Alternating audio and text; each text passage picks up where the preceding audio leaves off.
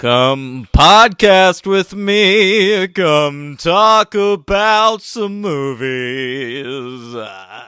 Ain't that a kick in the head? Hey, hep cats and daddy-os. I'm your host with the most, MCing today, Master of Ceremonies, Daniel. To the ERENBERG, Aaron Berg. And I'm Henry, sitting up here on the piano, just flipping around some old show tunes, repealing the 20th Amendment so women can't vote. Hey! Oh, baby, if there's two things I hate, it's women and commies. There's one thing I hate more than putting shoe polish on my face, it's having to make a joke about it to Sammy Davis Jr. I like to call women holes and commies reds. That's all they are to me. And black people, don't call me racist. I have one black friend. That's right. Yeah, daddy-o. Yeah. Hey. EO11. Still don't understand that. But. No, me neither. Okay, listen. We wanted to talk about Ocean's 8. That's a new movie being released in a couple weeks. It's a new Ocean's 11 movie. It's got all ladies. Interesting casting. Interesting choice of director. We wanted to talk about it, see how it goes. Listen, seems like it would be a real pleasure to talk about these movies, because then we get to talk about Steven Soderbergh, one of the great filmmakers of our time. That's right. And get to talk about Oceans 11, 12, and 13, at least two of which are good.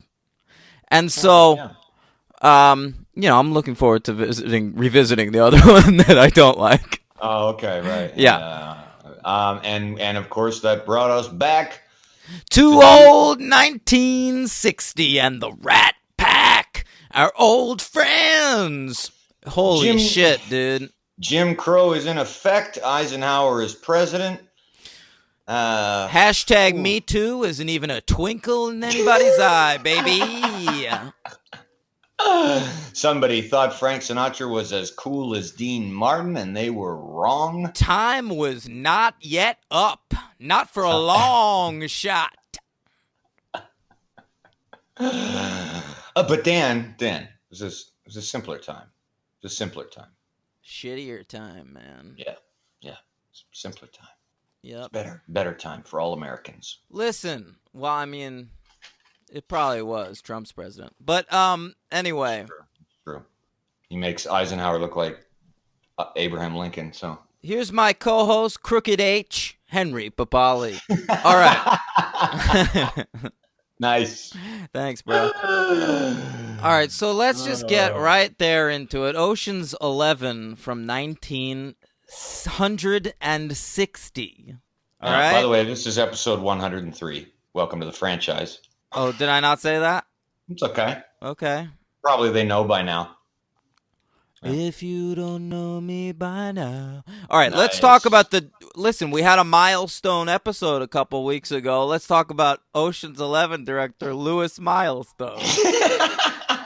All right? He's not too bad, to be honest. I've seen some of his movies. Have you? Sure. I mean, people will remember him from the original Mutiny on the Bounty. I never saw it. Yeah. And Pork Chop Hill is a not too bad movie.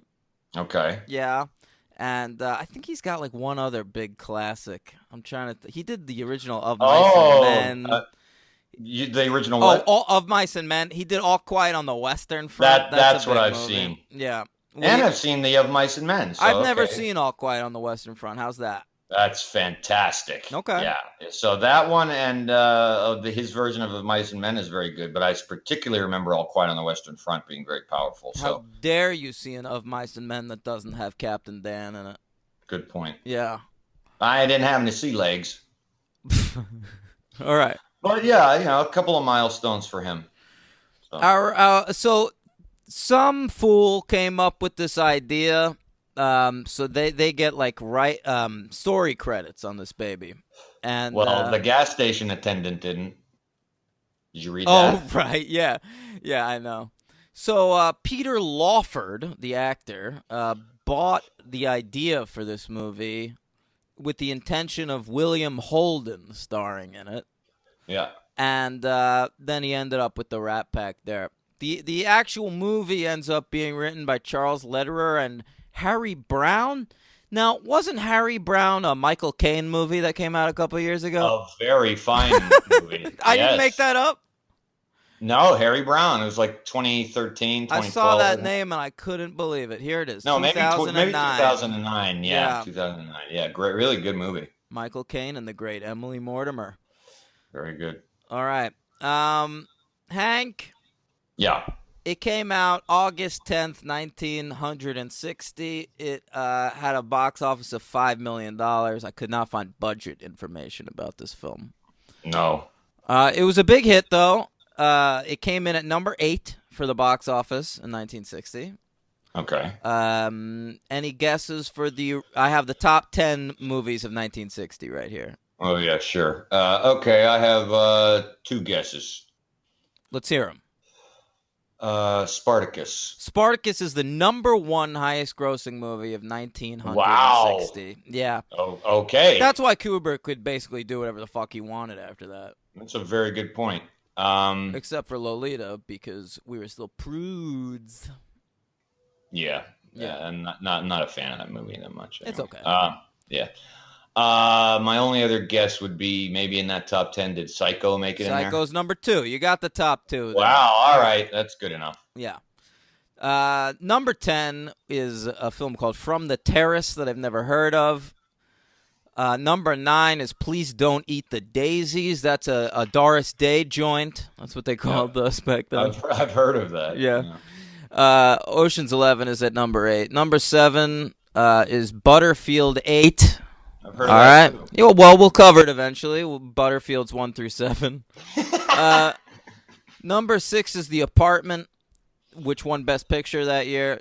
One of the few ever comedy Best Pictures. Number 5 is the dreadfully boring The Alamo. Well, you saw that? Yeah. Wow. Number 4 is Swiss Family Robinson, which I saw as a kid and remember being fun. Number 3 is Exodus, which I don't know anything about. I guess it's a Bible movie. Yeah. Good guess. I don't think there are any gods and kings in it. Probably not. And then Psycho and Spartacus. So there you have it. Ocean's 11. We have our top 10 movies of 1960, although, Henry, how many are actually on your list? I have 4. That's it? Yep. I combed, 2 websites. And just to make sure that I was really not missing anything, and I have only even seen 4 movies from that year that I could find. So I put them on. So you're ranking the 4 movies you saw from 1960. That's correct. Okay. That's correct. So then I'll start. I'll start. You'll go right ahead. Yep. Listen, my top 5 here are absolute masterpieces. The 5 below that are just movies I enjoy. Okay. All right. Number 10 is Eyes Without a Face. I've always wanted to see that. And what's going on there, Henry? Eyes Without a Face. I don't know. That sounds crazy. Yeah, it does sound crazy. Oh, kooky. All right. Number 9 is what I think is Roger Corman's best movie, House of Usher. Oh. Roger Corman was on fire in 1960. Little Shop of Horrors also that year. Oh. Yeah. Is the House of Usher based on the Poe thing, obviously? Yeah. It's Vincent Price is in it. It's like a legit great movie. Oh, all right. Yeah. All right. Number 8 is Fred Zinnemann's The Sundowners. Okay. A little slow, but good.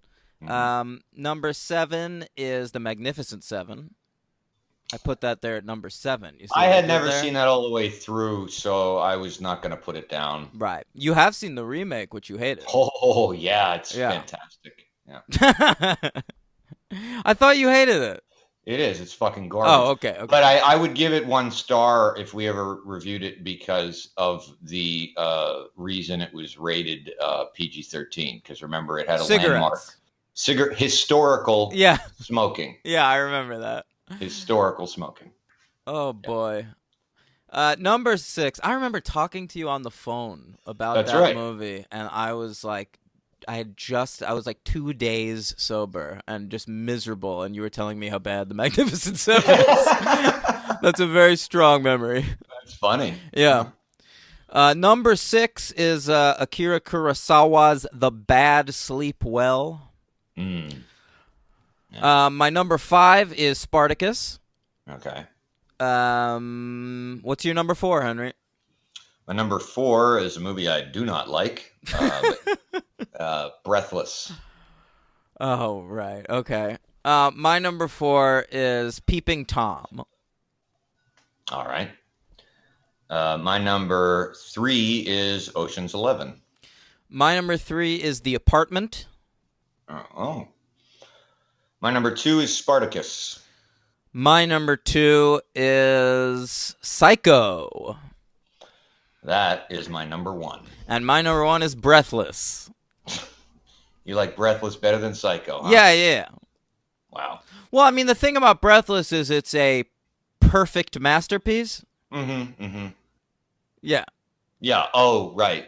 Where they're just kind of walking around in black and white and not talking, shooting shit. Yeah. Godard style. Beautiful, beautiful movie that I don't think I've moves ever me liked- to my very soul. Does it really? I saw it in the big screen. Yeah. Yeah. And, I hated it.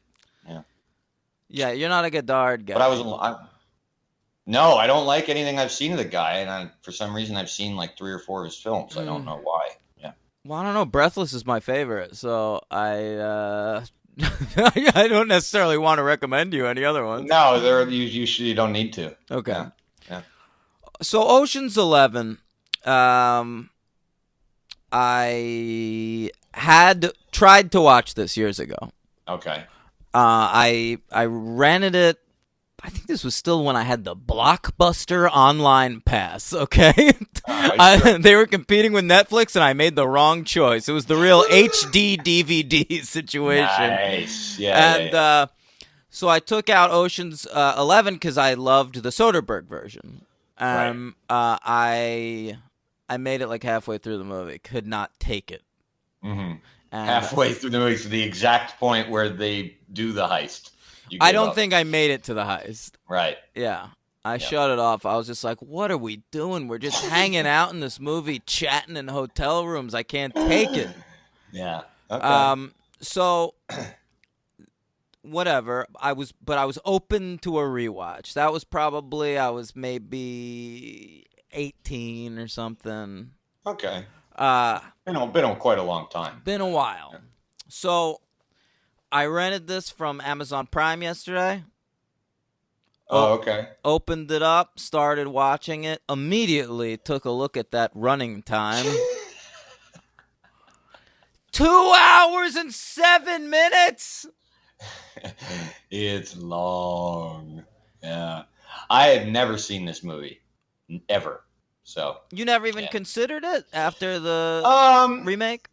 Yeah, that's a good question. I guess I always knew of its existence before the Soderbergh movie. I just kind of wrote it off as like, I just kind of figured I wouldn't like it because I'm not like a, Rat Pack fan or anything like that. I didn't really give a shit. And I knew I knew a couple people who criticized the Soderbergh one for saying, oh, the original's a classic, probably film students. And I don't think it would be film students. I think it would be Greatest Generation douchebags that well, just love those the two. Rat Pack. Those two probably. Because the film students, you'd think they'd prefer the Soderbergh one. Well, yeah, but, you get those ones who are like, they think that anything, post 78 or exactly is just not good. So, I just didn't really care to see it, so I just never did.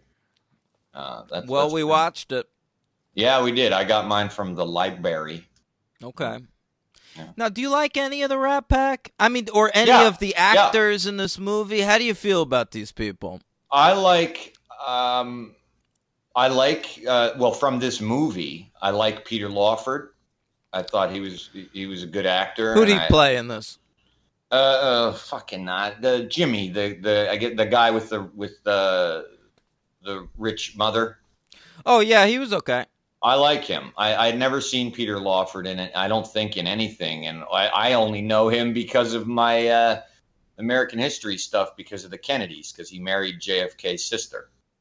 Oh. You knew that. I did not know that. His brother, who was JFK's brother-in-law. Yeah. But no, I always thought Dean Martin was fucking cool, and I always thought his. I'm not really into that kind of music. I think you like that type of music. A lot more. Listen. No. But let me qualify it. Let me qualify my statement. But I know you don't like Frank Sinatra or Dean Martin. Oh, okay. See, I do not like Frank Sinatra at all, but I do like Dean Martin. I think I like his songs better. I just think his songs are cooler. He's cooler. I don't know, man. When the moon hits your eye like a big pizza pie. Is that Dean Martin? I think so. Listen. Right, but anyway, yeah, but Frank Sinatra never did anything for me, and he's certainly. But why Dean Martin? It's like he's just a poor man Sinatra. No way. Oh, that's ridiculous, dude. I think watching this movie, you couldn't even say that, man. I could. Really? It's like, imagine Frank Sinatra. Frank does nothing for me. Frank Sinatra, this untalented piece of shit. Imagine him, but with less charisma. Oh, you are wrong. I disagree with you on that, my friend. I disagree with you. I think Frank is the one with the charisma vacuum there. I think Dean Martin's got it. Listen, the shining star is Sammy Davis. He's great. He's great. He's great. I thought most of the people in the movie were much better than I was expecting. I was expecting a lot worse from this genre of this year, of this type of ensemble movie. No, there were only a couple of performances that stood out as bad to me. Dean Martin being one of them. I don't agree. But there's one horrible performance that was insufferable for me every second, and that was my LVP. Can I know it right away? Yeah, do you want to guess? Yeah, is it Akim Tamarov? Yes. Yeah, he's real bad. Oh, good call. Now that guy's like a legit actor, but he's like doing a silly accent in this movie, He and is awful. I don't know what's going on. He had a weird thing where he doesn't seem to be reacting to anything. He's just like waiting for his line. Yeah, I don't know. Very true. No, you're very right. Yeah, there's a few moments like that in this movie that I don't know if it's the editing or the directing. But I think it's an amateur hour cast. Well, it's that, but I mean where you can actually see the pauses and waiting for the. There's even a scene when you get introduced at the poker table to Norman Fell, the guy from Three's Company. Really? Yeah, remember him? Mr. Roper? Mr. Roper. You remember he's in the movie. Who's it? He's one of the 11. He's one of the Ocean's 11. There's like at least 4 of the 11 that had absolutely nothing to do. They're glorified extras. So don't expect me to remember all 11. Well, whatever. The scene where he's talking and he finishes a sentence, but he's not done with his line, and the guy sitting next to him starts his line and then pulls it back. Yeah. So Mr. Roper can finish. That's dynamite. Yeah, it's pretty. It's gotta be the kind of thing where like it's hard to fucking corral these guys together for one take. Yeah, it's true. They're all drinking. They're too busy getting blown by PAs in their trailers. Yeah. Oy. I thought Sammy Davis Jr. was really good. I thought Peter Lawford was really good, and the third one I actually thought was really good. Spoiler alert, but major awesome superhero count. The Joker was very good. Cesar Romero, yeah, he's good in it. I think the 2 best performances in this movie are Richard Conte and Henry Silva. Henry Silva's very good. Another spoiler for the superhero count. Yeah, Henry Silva. Who did Richard Conte play? The fellow who had, I assume, cancer. I don't know. Yeah, right. He has a couple months to live. I don't think we're ever told why. No, he looks at an X-ray of his lungs, and then he goes like, and he has an X-ray of his lungs, and then he says to the doctor, "Is it the big one or something?" and the doctor's like, "Yeah." I guess he meant a heart problem. Yeah. I guess in 1960 they diagnosed heart problems. And then he has a long scene with his son Timmy. Right. Yeah. He was a cute kid. Yeah, I'm taking it from your tone that you were definitely not a fan of this film. Well, anyway. did you like it more than me? I probably did. I'm not saying much about it more than that, but I was way less painful than I thought it Henry, was going to this be. movie was gutter trash, Oh, look at you! and All right, 40 yeah, minutes longer than it had any right to be. I agree with that. I don't think it's trash, but I do think it. I'll never watch it again. And it was way too fucking long. So we get the opening credits here that last for 3 minutes and 8 seconds. I clocked that.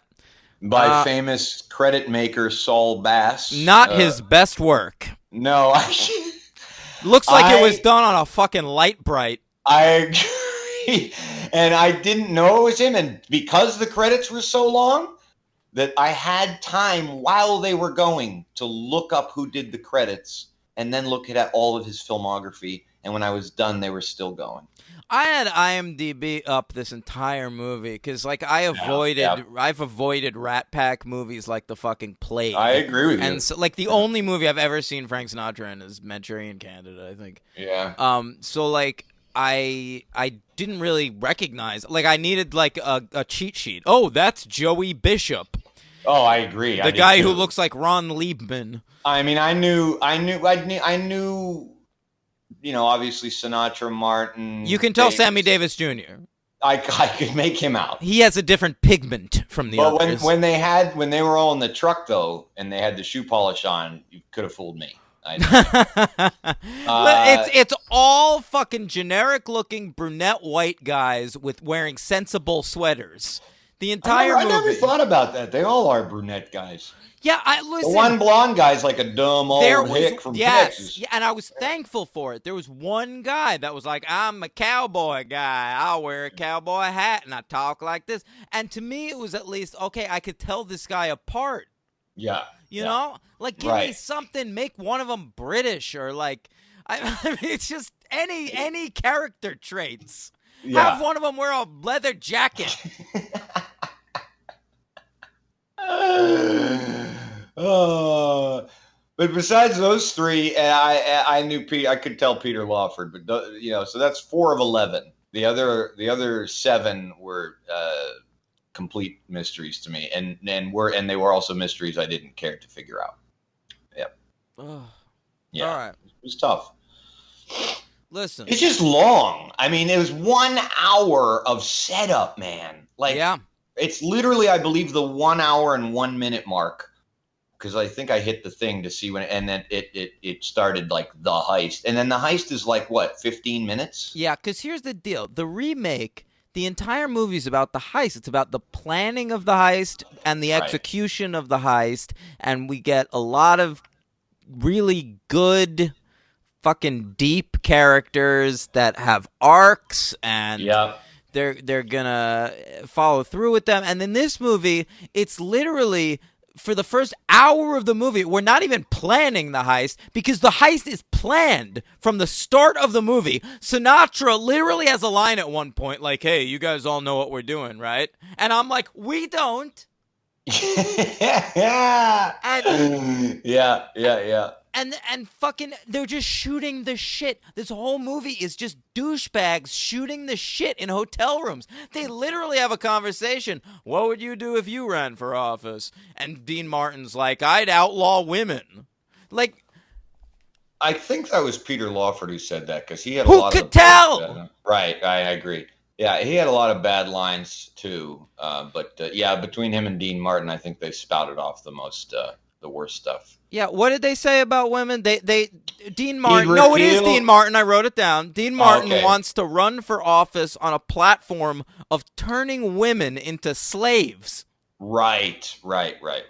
And he says this to Sammy Davis Jr. Like, hey, we shouldn't have turned your guys into slaves, but, slaves, we did have the right idea. It should have just been those fucking ladies. Oh, my God. Was that unbelievable?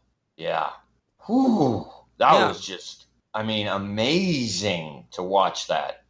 It's all being performed on a fucking I mean, like it's in hotel rooms the whole movie, and they look like garbage. Henry, these are just I didn't think that. cardboard sets. There's not a goddamn ceiling in sight in this movie. The worst room was Cesar Romero's room. Did you know where he's sitting and answering the phone? It looked like a corridor of like a cafeteria. He's supposed to be like this billionaire, and that's his fucking room. Yeah, he's got like a white telephone and a sink. Yeah. He had a couch. He did have a couch. Yeah, it's true. The best thing about the movie, and there's always ladies just hanging around in this movie, like just hot women just walking around doing nothing. Yeah, it's very true. And they're talking about their plans in front of them. However, the one woman who was given any set of lines I did think was very good. Angie Dickinson. Yeah, I liked her. She's good, but listen, wow, she really is. I do have a problem with the Soderbergh Ocean's 11 that it's a real fucking sausage party. Like, there are no women in the entire movie except for Julia Roberts, and the Julia Roberts character is a tad underwritten. Yeah. And that character, I mean, Angie Dickinson makes the Julia Roberts character look like, you know. That's true. That's actually, I didn't think of that. She is actually more written than Tess. Yeah. Yeah. You're right. Yeah. I mean, but like still, like she's only in like 3 scenes. Right. No, correct. Yeah. There's but that one, I mean, there are like the best scenes in the movie. The scene where she and Sinatra are talking in like the hotel bar, because of course they're in a fucking hotel. You know, that was a good scene. Basically, for our audience, the plot is they're going to knock off 5 casinos. The plot is they're hanging out in hotels and then they're going to rob casinos. On New Year's Eve. The ending surprised me. What, that they robbed the casino with a half hour to go in the movie? Well, that was surprising too. Mean that they end up not with the money? Yeah. That was kind of interesting, a downer ending. That worked for me. And the last scene at the funeral of Conti is pretty nicely done. Mm-hmm, mm-hmm. Yeah. Listen, listen. I'm gonna give it a 2. I want to say that right now. I'm not. I know I'm spouting fucking fury at this movie, but there are certain things I liked about it. Oh, I agree. I'm giving it a 2 as well, but it's a higher 2 than yours. It's certainly a higher 2. Yeah, but it's a 2. I'm not going higher than that. I can't go higher than that. I mean, come on. Yeah. I will say that just going back to the Angie Dickinson character for a second. Yeah. Did you catch the reason? So, like in the Soderbergh movie, Danny Ocean and his lady are split up. But did you catch the reason that Sinatra and Angie Dickinson are split up in Ocean's 11? Was it infidelity? Nope. I thought it was theft or infidelity. I don't know. I don't remember. No, she wants to work, and he won't let her. She tells that to Peter Lawford or somebody? I don't remember. Yeah, okay, yeah, some you're right. sensible sweater-wearing douchebag. Right. Oh, how lucky can one guy get? All right, well, we get to see a number of them sing in the movie, because I guess that's what's expected from these movies. I will say that we cut to Sammy Davis Jr. performing a full song on his trash route or something. Yeah, right. Because he's a trash bag. Like of course the black guy has to drive a fucking garbage truck. I thought of that immediately. So he that's entertaining, honestly. Like, he sings the whole song, and I didn't even realize we were doing an entire song till the end of the song, because you're watching it and like, right, fuck, this guy is good. Yeah, he is, and I actually am pretty ignorant on Sammy Davis Jr. I mean, I don't know any really of his music. To be honest, I mainly know him from the fact that my favorite episode of All in the Family is the one where they meet Sammy Davis Jr. Oh, okay. Interesting. And of course, who can forget the classic impression from our favorite racist, Billy Crystal. Yeah, well, he kept popping into my head, sad to say. He's made such an indelible annoyance of lampooning him It's sad. Mm-hmm. Yeah. Oh, by the way, no one has ever been funnier with shoe polish on their face than Billy Crystal. By the way, I can now feel qualified, I think, to say this officially. Billy Crystal's impression of Sammy Davis Jr. Not good. Yeah, not good. It's not horrible. It's pretty bad.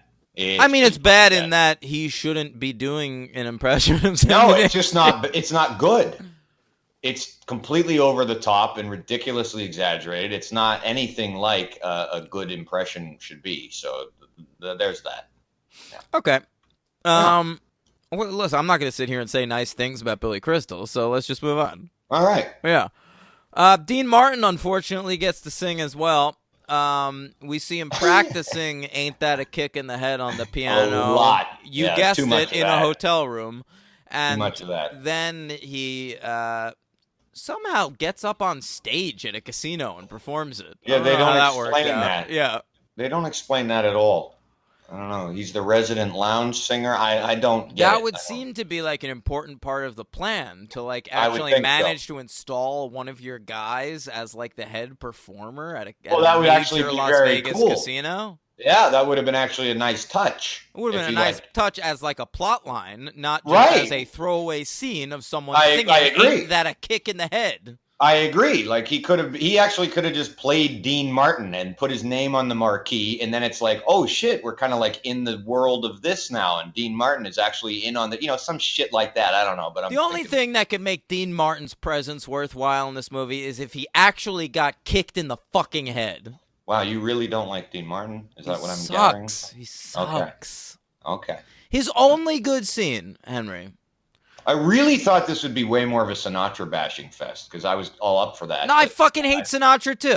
He sucks. But you know what? Sinatra's in way less of the movie than I was expecting. The movie's called fucking Ocean's 11, but he is by no means like the focus of this movie. I don't know. He doesn't even really have an arc. No, that's true. Conti has more of an arc because he's dying. Right. Gonna get the big one. But Dean Martin has this one scene where inexplicably, I mean, maybe they were dating at the time or something. There's a cameo from Shirley MacLaine. Yeah. The same year she did The Apartment, so franchise crossover, Shirley MacLaine. Right. And I mean, 1960 Shirley MacLaine to me is just about the most watchable woman that's ever existed. It's very diplomatic of you. Yeah. Yeah. She's quite a looker. Yeah. I mean, but she's also just a charmer and she is. Yeah, and she is. So she shows up and she's just like drunk for a scene, and it's just like, oh my god, something. You're giving me something, movie. Yeah, I agree. She's really good. I have to say, I thought her and Angie Dickinson were both like two of the best by far performances in the movie. Sure. Yeah. I hope, but you know what? You know what would make them better? What's that? If they were slaves. And it would be better. Well, you can rest assured they didn't make as much money on this movie as the guys did, so there you go. So they decide they're going to rob the casinos at midnight. 2 per casino. Midnight on New Year's Eve, by the way. This is kind of a Christmas movie. Maybe my new favorite Christmas movie is Ocean's 11. Oh, okay. Yet another new replacement. Yeah. No, it'll always be Lethal Weapon. Right. Okay. So they said everyone's going to sing Auld Lang Syne at midnight, all right? And then everyone's going to kiss randos because that's what we did back then. Yep. And my favorite line of the entire movie is Sinatra says, "Now Auld Lang Syne runs 1 minute and 38 seconds. We timed it." It was great. We timed it. Excellent. That is some high-tech detective I work. love that too. Yeah. He accounted for tempo. Yeah. And pauses and drunkenness and everything. Mm-hmm. Yeah. That's great. Now there's one scene where Dean Martin decides he's against the idea. All right? Mm-hmm. And that seems like it's going to be a big scene where he's going to like walk out of the whole enterprise. But then everyone else was like, but we're all going to do it. You should do it too. And then Dean Martin's like, well, as long as you're doing it, I'll do it. And that's all that comes to. You don't think I'll let the 10 of you guys have all the fun? um, and then what? At the end of the movie, Sinatra, Dean Martin, and Peter Lawford are all implicit in putting on blackface, and Right. then we get that downer ending of them hiding. So what ends up happening is Cesar Romero is marrying Peter Lawford's mom. Right. And he figures out that they robbed the casinos, so he's gonna he blackmails them for 50% of the money, and they Right. try to get away with the entire thing. They hide it in Conti's funeral after he dies, and then at the end of the movie, Conti gets cremated with the money. And With the money in the coffin. Yeah. Yep. I didn't expect that. It's a cute little twist ending, and there's a genuinely nice final shot of them all walking away from the funeral home. Yeah, but I didn't stick through it. I couldn't do it. It's still part of the movie. I know, I couldn't do it. Yeah, I watched it for, I don't know, 15, 20 seconds. And then I was like, okay, I don't think there's a stinger. Yeah. I didn't stick around. Maybe there was a stinger. Maybe there was. I will say almost made my MVP was Cesar Romero's laugh. Yeah, Romero's delightful. Because every time he laughed, I was like, holy shit, that's great. I'm like thinking of what was to come. It's not a full Joker laugh he's doing in this movie, but you can hear the origin. Yeah, we never get, props to Cesar Romero's Joker, everyone. We're always talking about Ledger and Nicholson and Leto. And Mark Hamill and all that. But Cesar Romero, man, he's fucking awesome. Yeah, he painted over that mustache. Grease painted mustache. No, he is great. That was my. Well, actually, I think I saw Nicholson first, but I watched Cesar Romero a lot as a kid. He was my first Joker for sure. I'd never seen anyone besides him. Romero's the fourth. Yeah. Romero's the fourth best Joker. Okay, I would. All right, so who are the best Jokers? Best Joker, Ledger. Yeah. Second best, Mark Hamill in the animated series. Okay. Third best, Nicholson. Fourth best, Romero. Okay. I couldn't really judge the animated series, so I would have Ledger, Nicholson, and Romero there. But yeah. Okay. Yeah. Okay. Okay. All right. Leto would definitely be in there if he was in a better movie. Are you being serious? No. No. He's fucking garbage. He's awful. Yeah. Okay. Mm-hmm. Hank, anything else you want to add? Well, listen, we didn't talk about Sinatra a lot, and I will just say that he's a piece of shit. Yeah.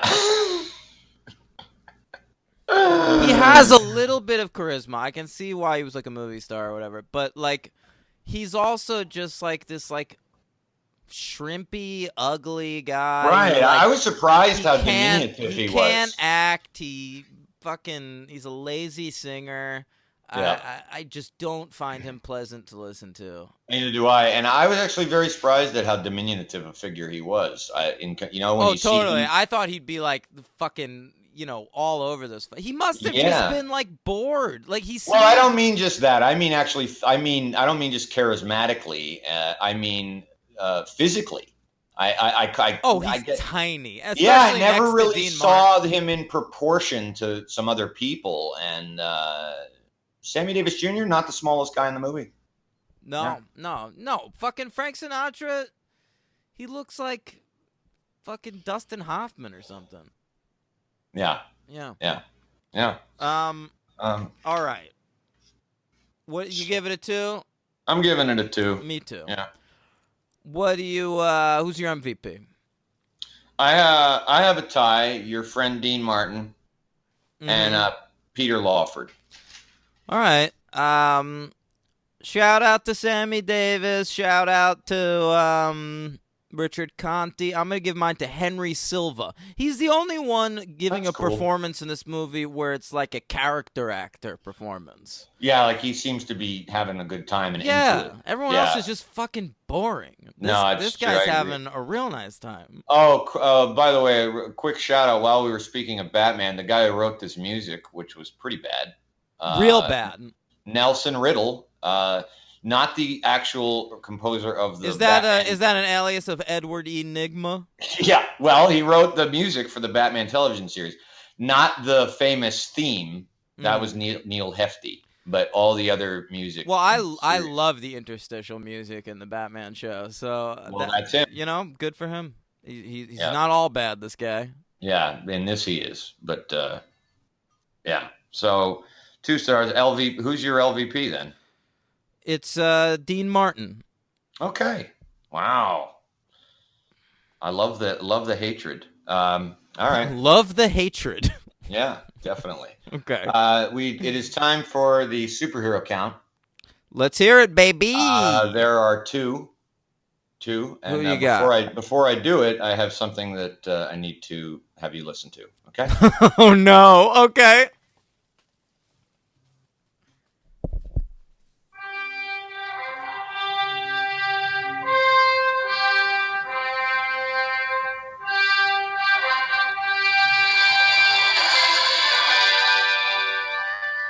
Okay, it's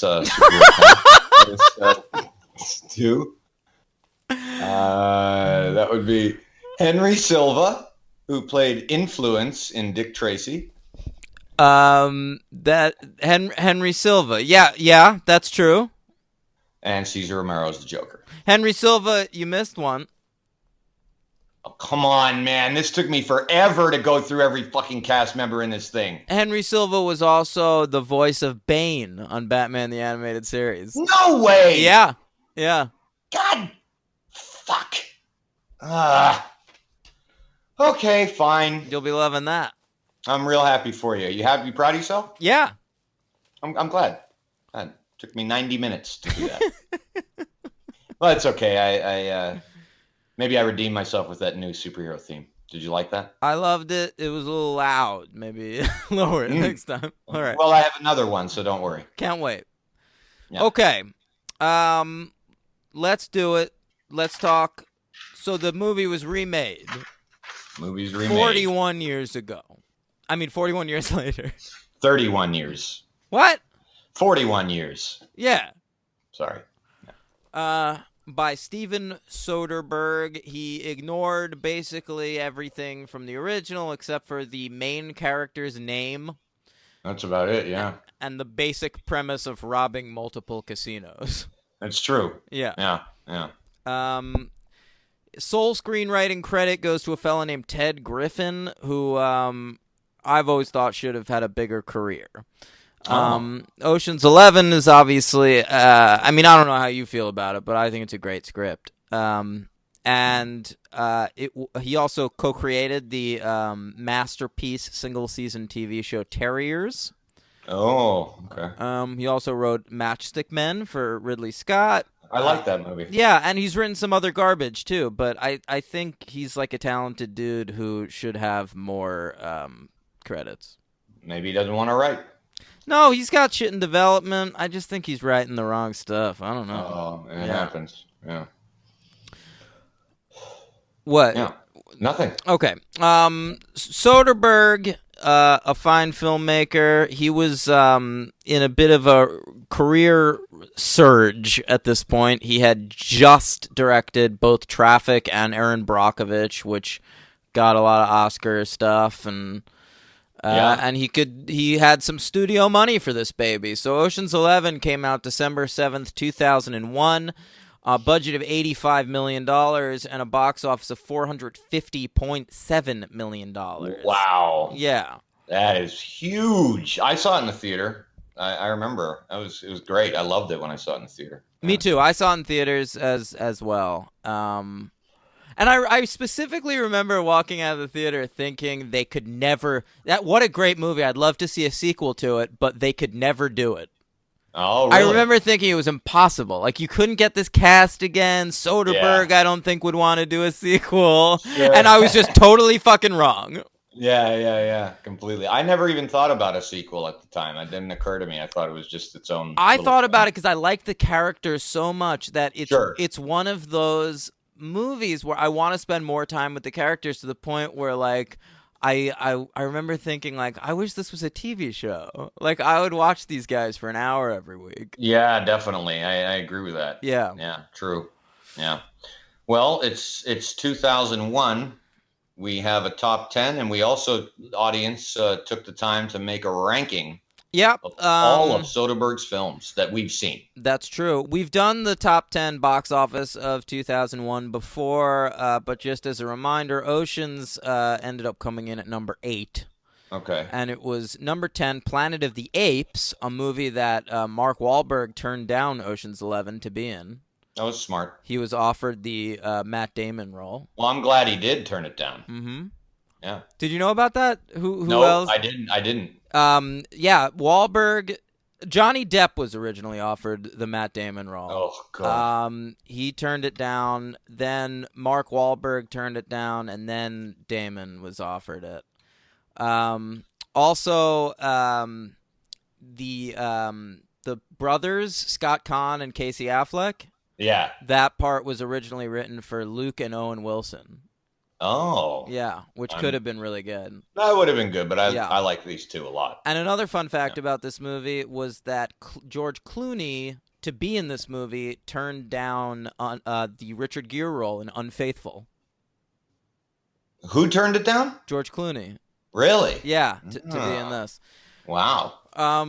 So yeah, the top 10 were Planet of the Apes, number 9, Jurassic Park 3, this was number 8, number 7, Pearl Harbor, number 6, The Mummy Returns, number 5, Rush Hour 2, number 4, Monsters, Inc., number 3, Shrek, number 2, Lord of the Rings, The Fellowship of the Ring, and number 1, Harry Potter and the Philosopher's and or Sorcerer's Stone. Not philosopher. What's a philosopher? I don't know. I'm American. That's right. What do you want to do first? Our 2001 list? Yeah, let's get that out of the way. Okay. What's your number 10? Ocean's 11. So this list we did back when we did Lara Croft Tomb Raider.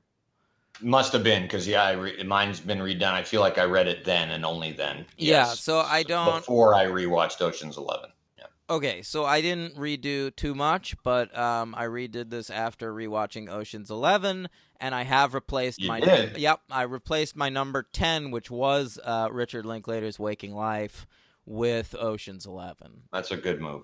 My number 9 is... So we have the same number 10. Yeah. My number 9 is Tape. My number 9 is The Man Who Wasn't There. Yes. Great movie. Number 8 for me is The Gray Zone. My number 8 is Tape. Okay. Number 7 is In the Bedroom. My number 7 is Gosford Park. My number 6 is Training Day. My number 6 is Vanilla Sky. Okay, and now we've come to the top 5, the heavy hitters. Oh, Right? God. These are the heavy hitters. So, at Daniel's request, and only at his request, I regret this. there's a theme song for the heavy hitters. Okay? Here we go. Heavy hitters. These are the grand slams, the slap shots, the three-pointers, the touchdowns, the curling when the puck gets close to the circle. These are the heavy hitters of the franchise. Heavy hitters. Yep. I no longer regret it. That was great. Oh, good. Yeah. I'm glad. It took me a while. I hope not too long. Well, I take my work seriously. All right, so these are number 5 is The Score. That's not a heavy hitter. It is not. It is not at all. My number 5 is Wong Kar-wai's In the Mood for Love, heavy hitter. Okay. That's copyrighted. Number 4 is The Piano Teacher. That's a heavy hitter. My number 4 is Ghost World. That's my number 3. My number 3 is Wet Hot American Summer. Okay. My number 2 is Vanilla Sky. My number 2 is Mulholland Drive. All right. And the number 1 movie of 2001 is Royal Tenenbaums. Yeah, it's the Royal Tenenbaums. Yeah. The Royal Tenenbaums. You don't have Mulholland Drive on your list? No. I got to see that again. Yeah, you do. I don't think I saw it since the theater. That movie's amazing. My initial reaction to it was not that favorable, but I love David Lynch, so I don't know. I should see it again. It's his second best movie. That's very bold. I stand by that. I can think of 4 I like better than that movie right now. Hit me. Eraserhead, The Elephant Man, Wild at Heart, and Blue Velvet. Blue Velvet's my number 1, but I think Mulholland Drive are better than the others. Okay. Yeah. Alright. Yeah. I mean, my favorite will always be Twin Peaks, but That's great too. but hey, people that think Twin Peaks is a movie, it's not. It's a fucking TV show. All right. The movie's not that good. Well, the movie's okay, but it's no Mulholland Drive. All right, we ranked every Steven Soderbergh film that we've seen. Now, Steven Soderbergh is an extraordinarily prolific director. He did retire for a couple years, but then came back. Yeah. So I have seen 23 Steven Soderbergh movies, and Henry has seen how many? 19? 19. And how many are there? Like, you've seen all but like 2 or 3. I right? think there's probably close to 30. I maybe a little less. Oh, than that. really? Yeah. Okay. All right. Well, we've both seen a So like great the number of them. I've never seen The Underneath, the one with Peter Gallagher. I've never seen Kafka. I've never seen another one from that period. I can't remember. Bubble, Schizopolis. No, I've seen those. Oh. All right. Okay. Anyway, Yeah. here Yeah. they are. So you'll come in when we get to 19. Exactly. Yep. My number 23, my least favorite Steven Soderbergh movie, sadly, I get what he was going for. I don't think he pulled it off, is The Informant. Okay. My number 22 is Haywire, the action film that didn't really work for me. My 21 is Ocean's 12. Okay. My number 20 is Bubble. Okay. Yeah. And you want to come in with 19? I will come in with 19. It was his latest effort, which I found really horrible. That was Logan Lucky. I liked it more than you did. Well, I thought it was horrible, so I that's know. not saying too much. Yeah. All right, my number 19 is the black and white George Clooney film, The Good German. Okay. My number 18 is Full Frontal. That's my number 18, and I really like Full Frontal. Really? Yeah, I really like Full Frontal, so I did not. that's saying something. There's 18 Steven Soderbergh movies that I like quite a bit. Yeah, there. I would say there's 17 that I like, either like or love, and those 2 were the quickest ones from my pen to paper. So, yeah. Number 17 for me. This is okay. I'll never see it again. The Informant. My number 17 is the Sasha Grey film, The Girlfriend Experience. Wow, very low. It's very good. He's had a great career. He's a tough director to do. Yeah. Number 16 is Aaron Brockovich. My number 16 is Logan Lucky. Okay. Number 15, The Limey. My number 15, God, they're all out of order. I'm sorry. My number 15 is his remake of Solaris. That's my number 14. Okay. My number 14 is Side Effects. Okay. I think you meant 13 because we're on my 13 now. Yeah, you're going before me, so Right. go for 13. Oh, I thought. Okay, I'm sorry. So Side Effects was 14 for you. Yeah. Ooh. Okay. 13. Oh no, I didn't say my 14. Solaris.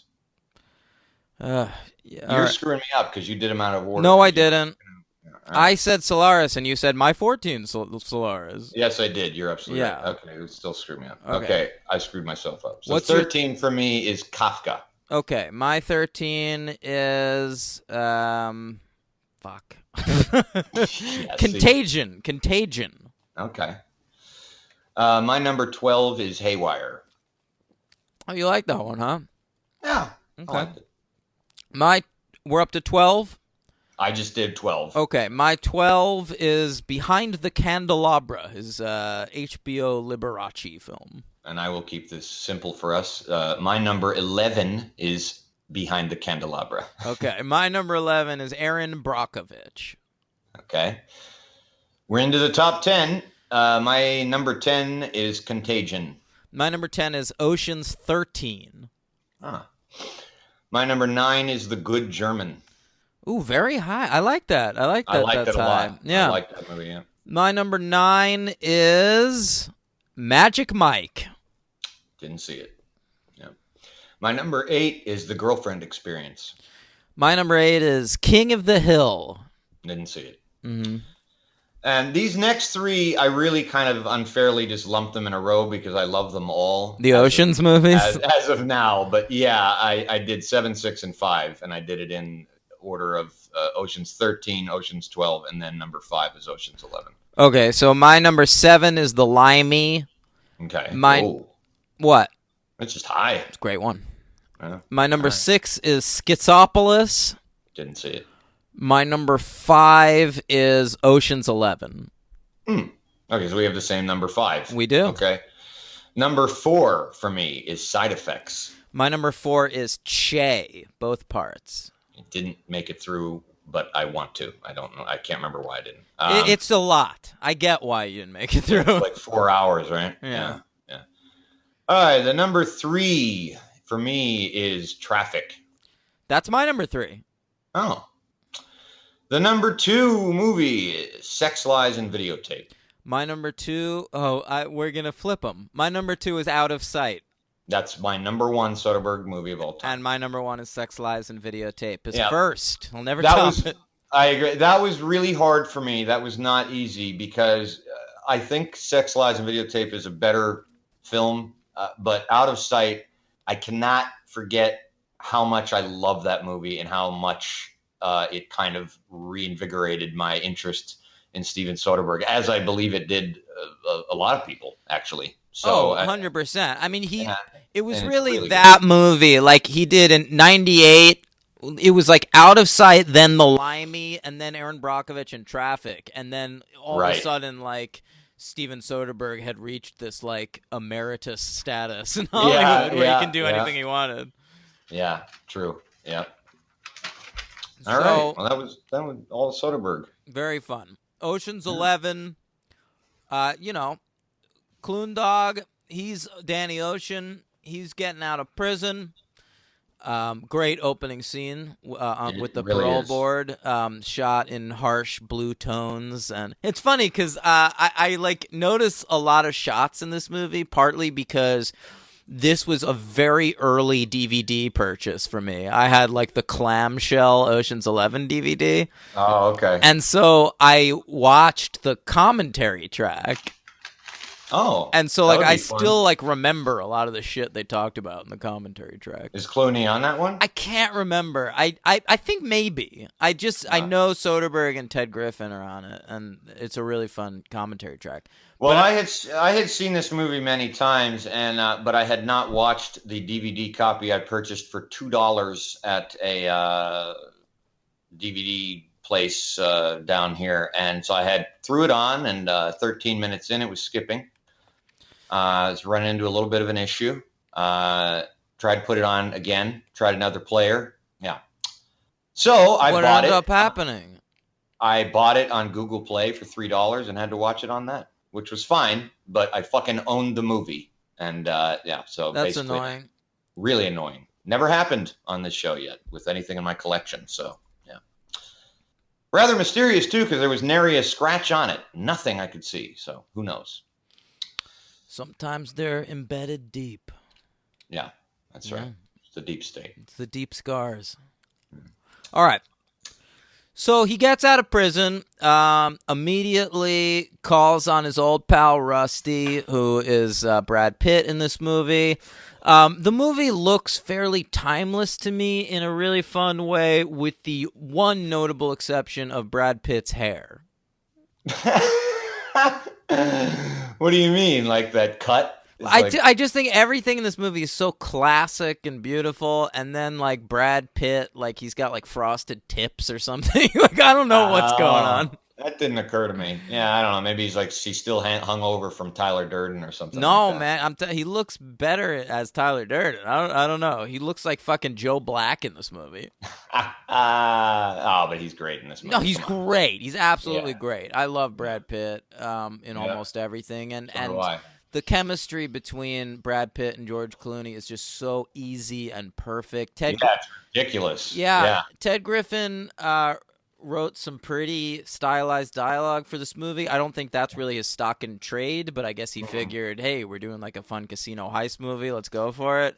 Yeah. And they deliver it with such panache, and they underact everything, which is really fun.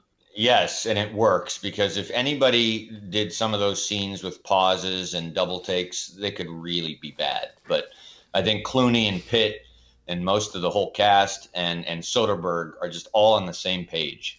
You know what I mean? Like they're all of the same level of hipness, Daddy-O. Well, So yeah, they'll and get so it. Soderbergh's good at getting his actors on his page, you know? Yeah. Soderbergh's a really smart caster. There's guys that I sometimes don't know if they'd work in a Soderbergh movie, and then they're perfect. I mean, I remember seeing Magic Mike, and Channing Tatum was a goddamn revelation to me. And then like by the other side of the coin, like Terrence Stamp was like old by the time he did The Limey. I was like, I don't know if he has like this performance in him, and he absolutely did. Yeah, well, he's the best part of that movie for me. I just felt like he was kind of wasted in it, but I know what you mean. He even pulls out of a very serious, great actor of our generation, Jude Law. Listen, like- Henry, I sense some sarcasm in your voice, and I like to nip this in the fucking bud, because Jude Law is one of the finest actors we have. Yes, he is. I meant no sarcasm. I am devoid of any humor. He pulled it out of in Side Effects. He's really There good you in go. that. That's a good example of an actor who would have sucked in Ocean's 11. Sean Penn. Yeah, he wouldn't have been good. Even though they did need a Brit in a certain role. No, not Jude Law. I think Jude Law would have been fine. Sean Penn, who said that about Oh, yeah. Oh, Sean Penn in Ocean's 11. That would Brutal. be. Brutal. What's he gonna? He's supposed to have fun? Come on. Yeah. Okay. Yeah, you're gonna talk about Cheadle's accent, huh? I am. Bothered me 17 years ago. Still bothers me now. You know, Doesn't work. it's that is kind of its day too. This was like the era when Guy Ritchie was like the top British director, and True. all his characters kind of talk like that. And so, like, Cheadle's doing like a weird Cockney accent. He's in doing this like movie. Lenny James in Snatch. It's like Yeah, what he's doing. yeah, exactly. So just get fucking Lenny It's so James. much like Lenny James and Snatch that I remember in a bar once I made a bet with someone. I said something about Don Cheadle was really funny in Snatch, and this girl I was talking to was like, he wasn't in that, and we literally like made a bet like for money, and I lost. You believed yourself. You were 100% sincere. I thought I thought I had this in the bag. Wow. Of course Don Cheadle was in Snatch. That's amazing. But no, he's just acting like he is in this fucking movie. Right. Yeah. So, I mean, let's go through the rest of them. There's Bernie Mac, the late Bernie Mac, who is just dynamite in this He's movie. fucking It's a hilarious. real shame he died when he did, because I think he had a bunch of good performances left in him. I agree. You want me to smile for you? Want me to shine your shoes? I like Bernie Mac in this movie so much that, like, after this movie, I saw a bunch of, like, lame movies just because Bernie Mac was in them. Oh, okay. Like, Yeah, I saw that Guess Who's Coming to Dinner remake. Really? Yeah, with Ashton Kutcher.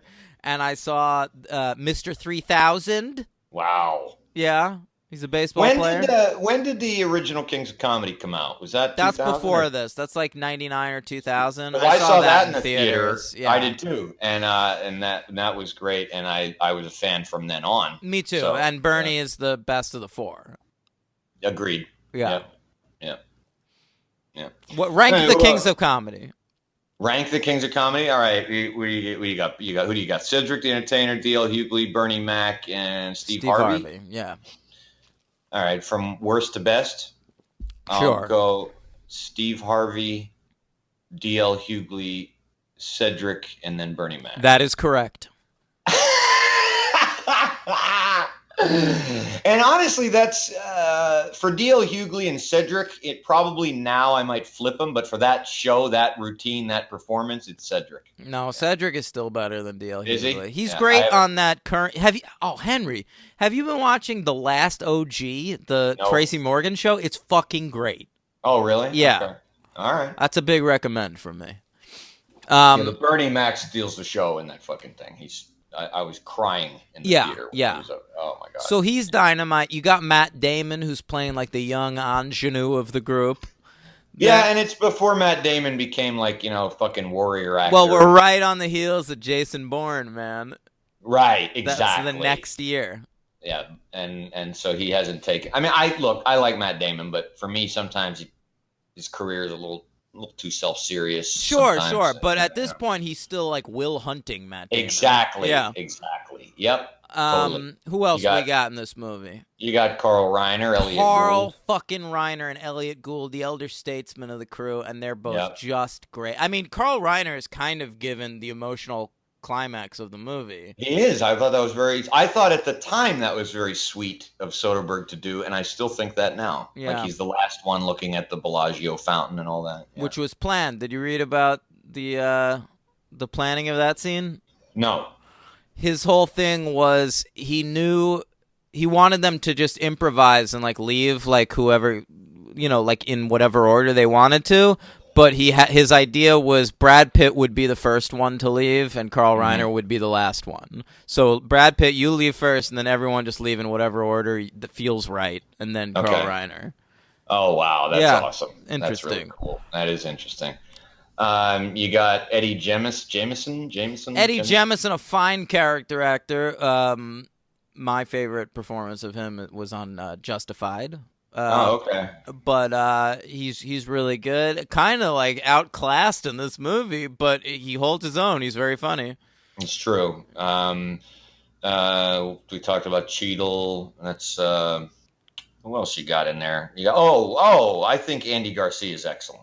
Well, he's not one of the 11. Let's get to him in a second. Okay, There's Scott Conn and Casey Affleck, who I think are fucking hysterical in this movie. I really like both of them in general. So do I. I mean, listen, Casey Casey Affleck, he got his actor just in time, right before time was up for him. Okay, Time's up. Time is now up, but he managed to get that baby in time. Yeah. Oh boy. Yeah. Did you hear today's news? Today's news? I can't believe I'm ahead of this than you. You talk about Morgan Freeman? Yeah. That was like 2 days ago. Oh, look at me. I'm 2 days behind. Yeah, get the fuck out of here. Is that real or what's going on? Yeah, that's 100% real.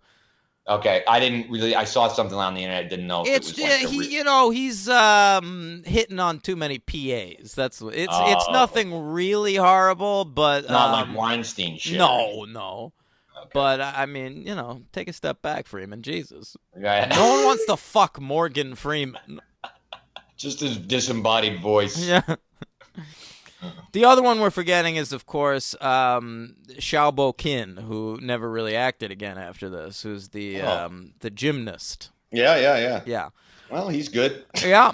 So who else you got? Then there's your female lead, Julia Roberts, and the villain, I guess, of the piece is Andy Garcia, who I think really works as a villain. I've never found Andy Garcia to be a very likable actor, and honestly, the most I've ever liked him is as a heel in this movie. He's great. He's just such an inspired choice. I think he's a really, really, really great casting. And I think when I saw this movie in the theater too, for me, being like at the time I was like 23, and I think for me seeing all these actors together there was something really just kind of a cool.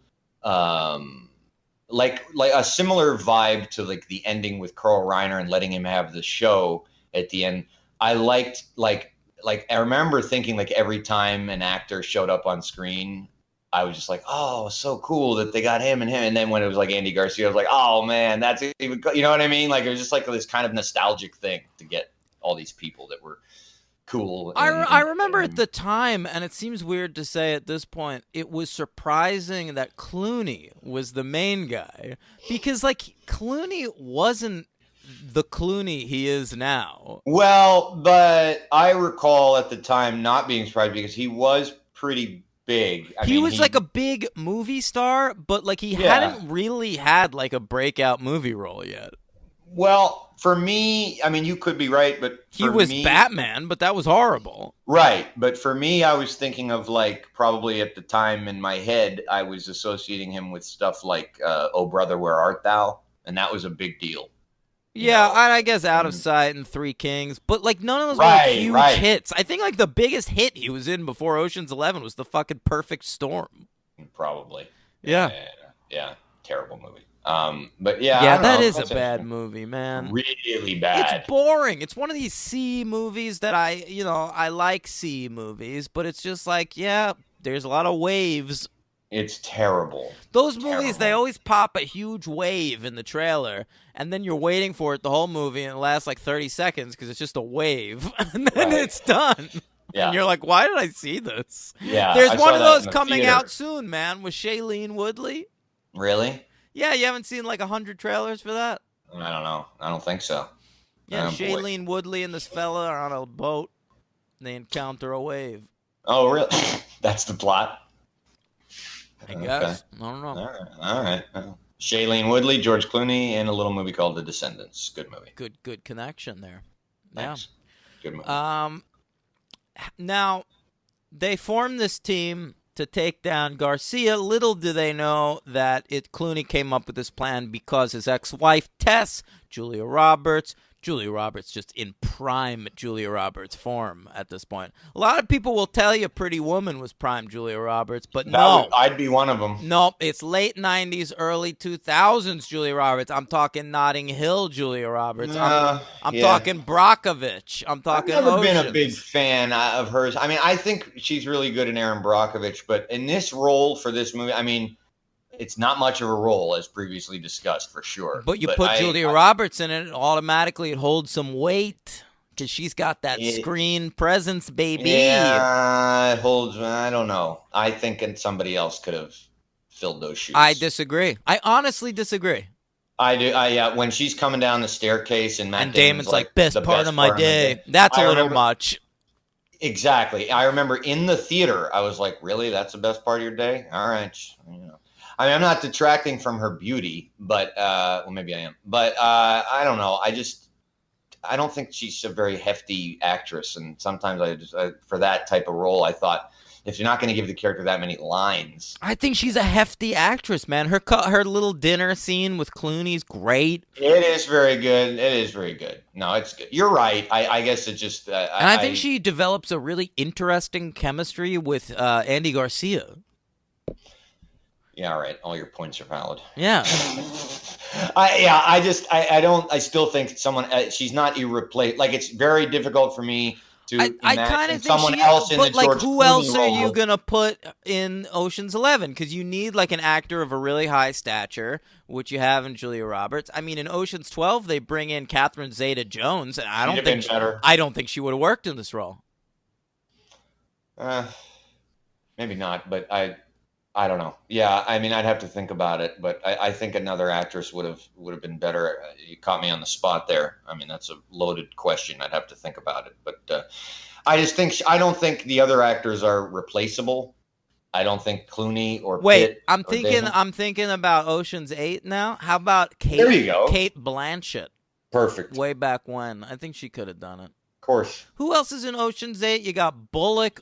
I got to tell you, I'm not looking forward to Ocean's 8. I am. I know you are. You love Sandy B, though, and you get to talk about her on the podcast. I love Sandy B. I love Kate Blanchett. I love Helena Bonham Carter. Yeah, I'm glad she's finally been deburtoned. Yeah, Jesus. Deburdened of the burtoning. Yeah, ugh. I like Mindy Kaling and Rihanna. I don't know. right. Aquafina. Yeah. But we'll see what happens. I kind of dig it. We'll see. Gary Ross is a hit or miss director. We'll see what happens. Got that right. Anyway, back to Ocean's 11. I mean, Yeah. to me, the setup is great. Soderbergh shoots Las Vegas beautifully, which He is does. not easy to do.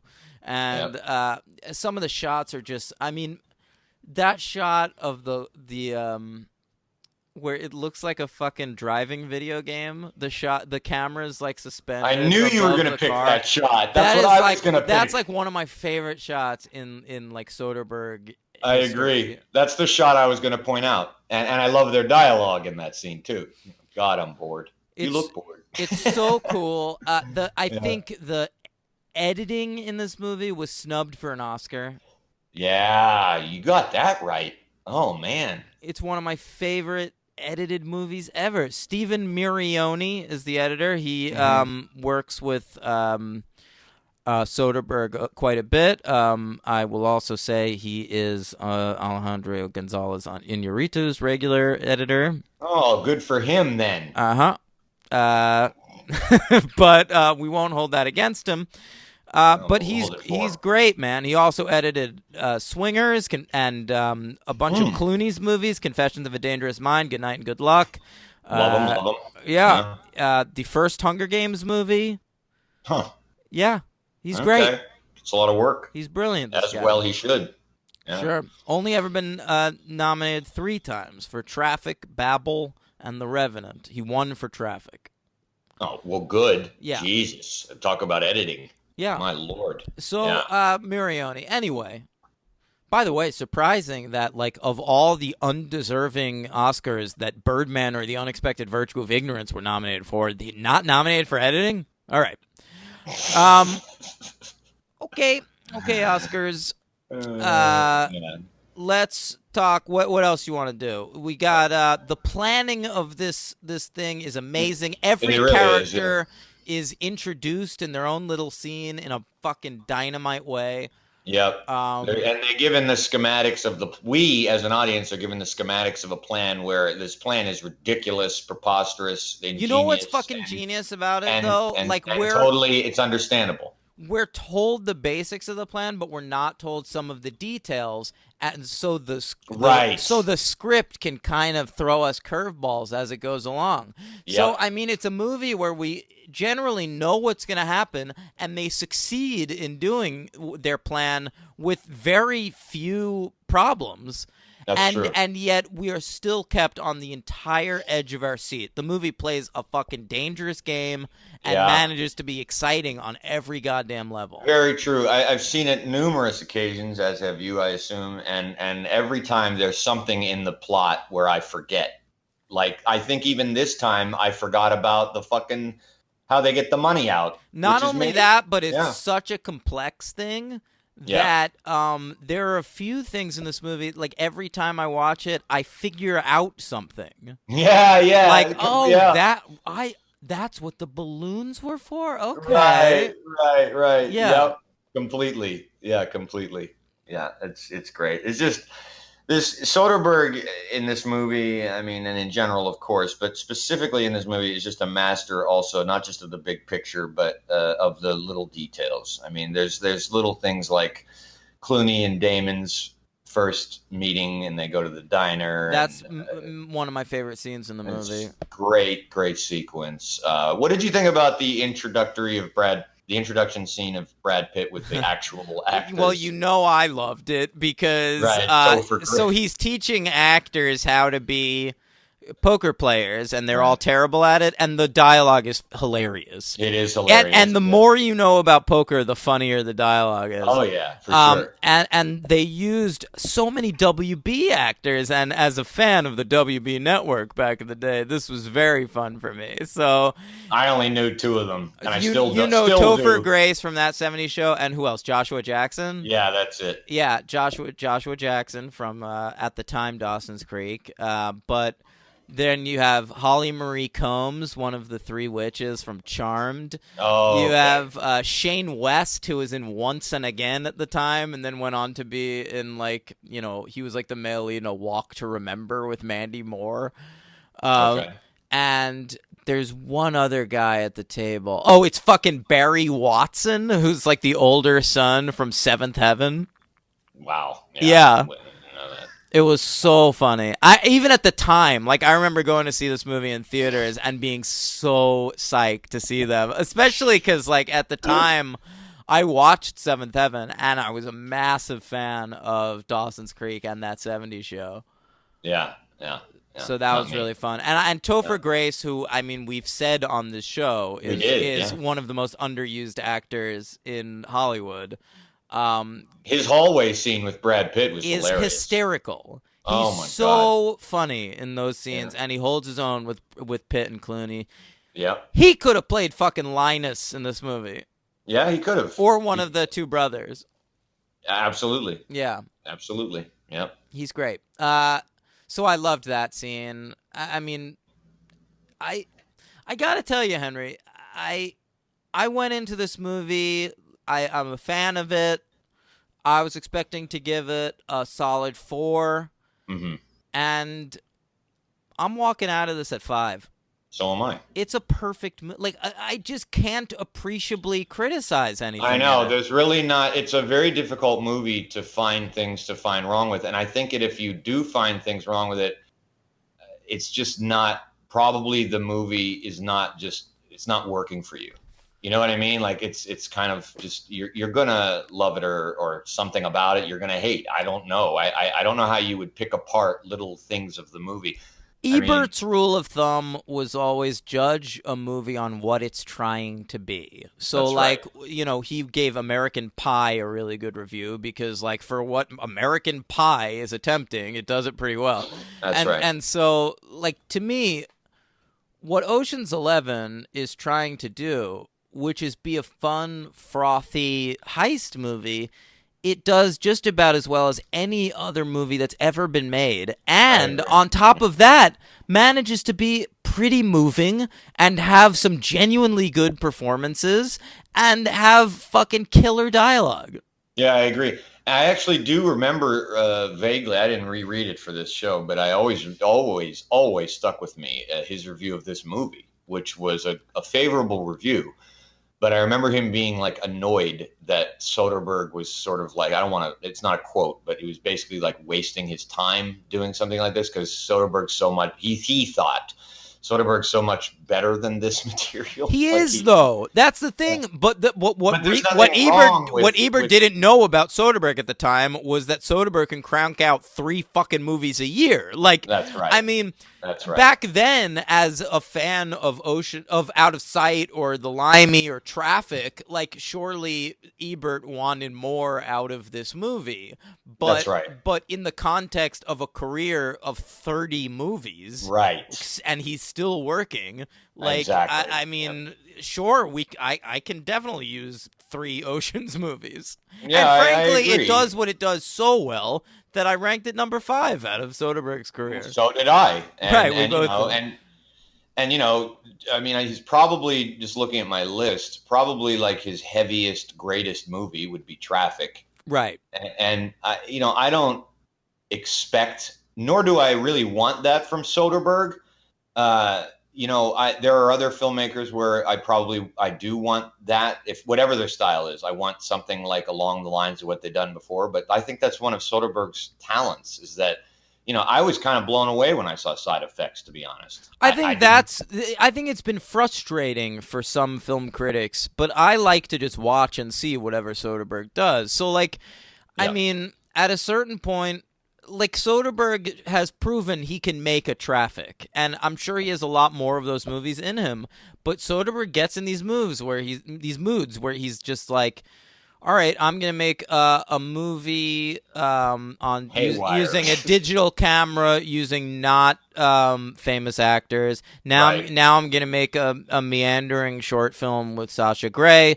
Now I'm going to, you know, a porn star. You know, then I'm gonna do a third Oceans movie, and then I'll direct a TV show for a while, and then can I shout out for the Nick? Because I know, Dan, you've only seen like 1 or 2 episodes. Only the pilot, which I enjoyed, but I just haven't watched more. I own the first season and I watched the second season and I love it. It's one of my favorite shows. And so he did that too. So, I mean, holy shit. I mean, he's really great. Yeah. Really great. TV too. Yeah. Big wreck on the Nick, by the way. Anyone interested? Yeah. I still intend to watch that at some Oh, point. you should. Yeah. Clive Owen is one of our finest, the finest actors we have. I don't know if you're being sarcastic or serious, Dan, but I'd like to just say that Clive Owen shouldn't be joked about. He's one of the finest actors around. He just seems like a Jude Law to me, like a guy we were like all of a sudden was everywhere. Yeah, right. Yeah. He was. I mean, what more do you have to say about this movie? We can talk about specific scenes and stuff, obviously. I mean, I don't know. I really just. I do want to, backtrack a little bit on my Julia Roberts critique because she is good in the role. So I don't want it to come across because I was just thinking. You mentioned the reason I thought of that was because you just said Clive Owen, and I thought of Closer. Yeah, she's good in that too. Superb. Listen, Julia Roberts, if given the right role, Julia Roberts can fucking do it. If given a role that's out of Julia Roberts' wheelhouse, it's rough. That's right. All right, anyone who's seen Mary Riley can attest to that. I have. Yeah. Yeah, exactly. No, this movie was a real joy to watch. It was just, it's as effortless as it seems to have made it. But it's also like insanely complex on the script level. level. That's why it's so amazing. That's why what he does is so incredible. It's not in any way, does it even look tedious or like, are you definitely might have the thought like, oh, how did they concoct this? But then I think you have to give a lot of that credit, like you said, to Ted Griffin and the editor, the Italian name, Mirioni. Mirioni, yeah. It's honestly one of the best movies we've covered for the franchise. Agreed. Okay, so next week. Go ahead. MVP, right. So 5 stars from both of us. Yeah. My MVP was very hard because I really wanted to pick an actor. And if I'm going to pick an actor, I'm just going to go with George Clooney. He fucking carries. He's so cool, so charismatic. He's everything Frank Sinatra isn't. And it's Cloon Dog. I completely agree. And but that being said, it could just as easily for me be Brad Pitt or Carl Reiner. I agree. But I had a tie. The tie that I wrote was Clooney and Soderbergh. Okay, well, yeah. My LVP was Don Cheadle, through no fault of his own. I mean, kind of through a fault of his own. It's a pretty shitty English accent. That's a good point. Okay, fine. Good. That's a very good point. He's talented enough. He could have done it, I would think, but maybe apparently he can't. So, Don Cheadle. Who's your LVP? I'm going to go Cheadle. Oh, all right. It's the only performance that doesn't really work in the movie, and I know he worked on that accent between this and 12 and 13, and we'll see how that went. Is that right? But also Cheadle for being a little bitch with the credits in this movie. Did you hear about that? Oh, this is ringing a bell, but refresh my memory. Don Cheadle is not credited in Ocean's 11, and he has like a big role. He's one of the 11. Right. And but it's because he wanted to be credited over the title. Like he wanted it to be like George Clooney, Brad Pitt, Don Cheadle, and Julia Roberts in Ocean's 11. And the studio didn't want to do it. And I mean, they should have just let him have it. But do it. Yeah. But at the same time, he decided like, if you're not gonna give me above the line credits in this movie, just don't credit me. That's wow. Come on, man. Yeah, come on. Who are you, Ed Norton? Yeah. Asshole. Yeah, but also it's kind of like, so he wanted it like, but you're talking about he wasn't even happy with like an after thing with like Casey Affleck and Scott Conn. No, that's what they wanted to give him. Right. But he decided if you're not gonna put me above the line, don't. I guess I'm asking who got above the line: Clooney, Pitt, and Roberts. I think so. Okay, yeah, come on, man, Jesus, that's. All right, it's a dick move. Mm-hmm. So, I bet you he's credited in 12 and 13. Oh, he is. I know that for a fact. Okay, I don't. Now I'll look. Okay, so that next week will be. Oh, you have superhero count. I do. Hang on 1 second. It's time for the second superhero count.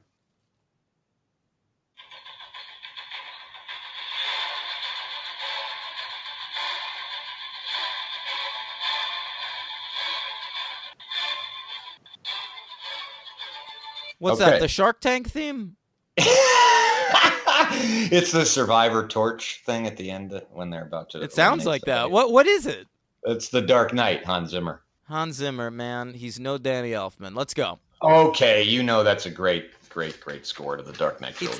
It's not a theme though. I don't have a memorable Batman theme. Oh, I do. Mm-mm. I just played it. No, thank Okay, you. well, I had. Oh, I say you're welcome. I have a superhero count of 7.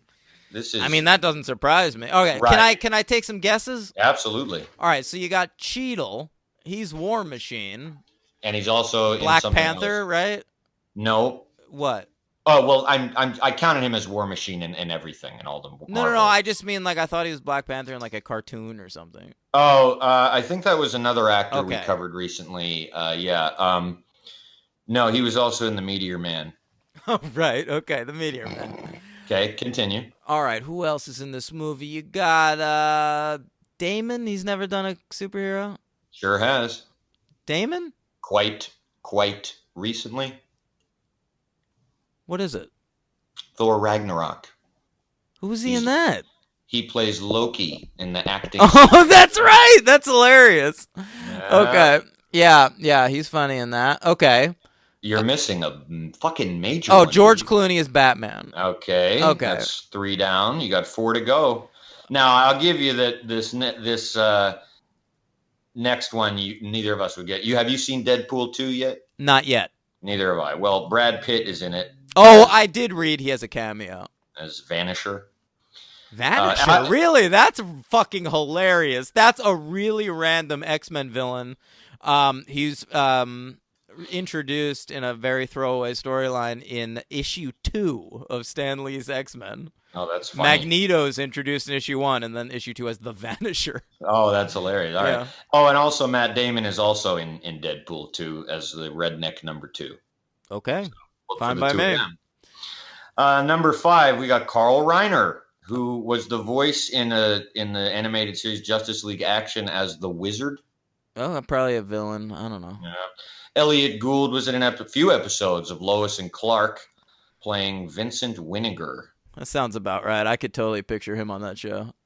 And last but not least, Livingston Dell from the movie, Eddie Jemison, was in the 2004 The Punisher, playing Mickey Duva. Yeah, I remember noticing him in that. Oh, all right. Well, there you go. Um, That's all I got. that's it.